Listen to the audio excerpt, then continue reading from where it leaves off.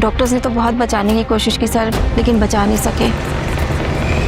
मुझे अभी डॉक्टर ने बोला था कि वो आउट ऑफ डेंजर है। दरअसल उन्हें इंटरनल ब्लीडिंग हो गई थी। जिस दिन उस खबीस का बेटा सिहान तुम्हें एयरपोर्ट जाते हुए नजर आए, उसी दिन उसको गोली मार दो।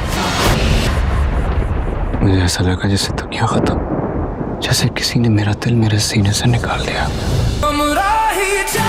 मुझे चंदा पता है, जब उसने मेरे हिस्से की गोली खाई थी ना, हमारे कारोबार में बुज़दिली का मतलब मौत होता है। तुम वापस अमेरिका चले जाओ। ये आप लाला की वजह से कह रहे हैं ना?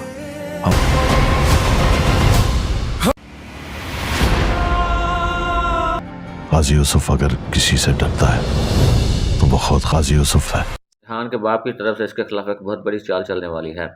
गाजी यूसुफ को अब ये बात मालूम हो चुकी है कि सिहान एल्फ से मोहब्बत करने लगा है और इसी मोहब्बत की वजह से वो अपने बाप की किसी बात को अहमियत नहीं देता।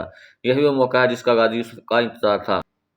वो मनसूबा बनाता है कि सिहान के सामने ये साबित कर दिया जाए कि एल्फ अब इस दुनिया में नहीं रही। जब डॉक्टर्स आकर ये खबर देते हैं कि एल्फ का इंतकाल हो चुका है, तो ये सुनकर इसके कदमों तले से ज़मीन निकल जाएगी।